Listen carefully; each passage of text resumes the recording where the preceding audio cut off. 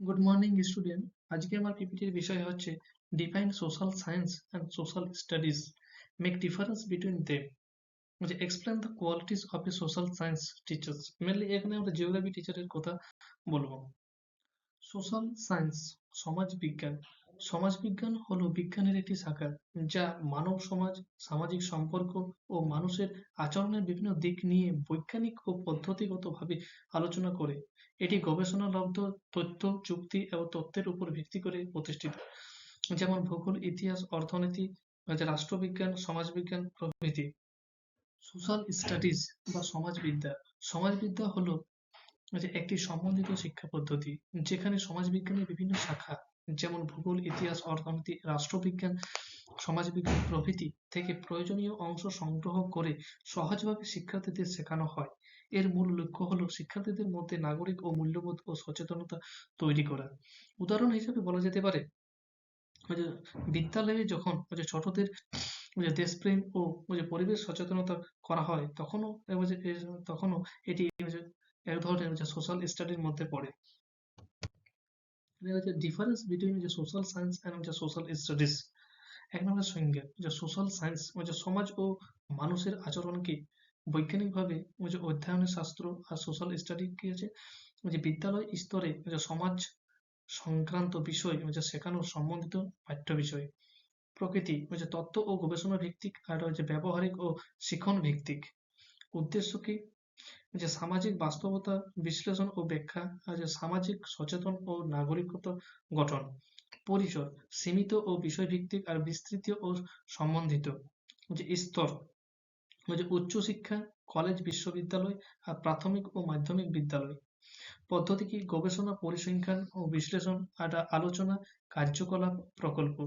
ফলাফল জ্ঞান সৃষ্টি ও তাত্ত্বিক উন্নয়ন, আর আচরণগত পরিবর্তন ও মূল্যবোধ গঠন।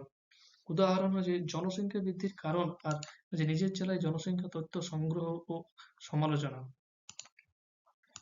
Explain the quality of a social science teachers. Mainly এখানে জিওগ্রাফি টিচারের কথা বলবো আমরা। একজন দক্ষ ও আদর্শ ভূগোল শিক্ষক সমাজ ও পরিবেশের সম্পর্কে শিক্ষার্থীদের মধ্যে সায়েন্টিফিক দৃষ্টিভঙ্গি গড়ে তুলতে গুরুত্বপূর্ণ ভূমিকা রাখে। তার প্রধান গুণাবলীগুলি হলো, এক নম্বরে বিষয়গত দক্ষতা। একজন ভূগোল শিক্ষককে পৃথিবীর ভূপ্রকৃতি, জলবায়ু, মৃত্তিকা, মহাকাশ এবং জনসংখ্যা সম্পর্কে আধুনিক ও নির্ভুল জ্ঞান রাখতে হবে। বর্তমান বিশ্বের ভৌগোলিক পরিবর্তনগুলো সম্পর্কে তাকে সর্বদা সচেতন থাকতে হয়। মানচিত্র অঙ্কন ও পাঠে দক্ষতা।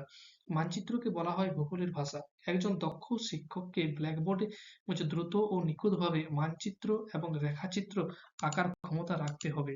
শিক্ষার্থীদের মানচিত্র পাঠ ও তথ্য শনাক্তকরণে দক্ষ করে তোলা তার অন্যতম প্রধান কাজ।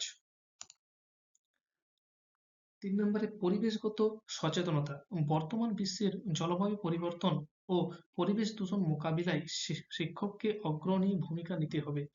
শিক্ষার্থীদের মধ্যে পরিবেশ রক্ষার মনোভাব গড়ে তোলা তার অন্যতম বড় গুণ।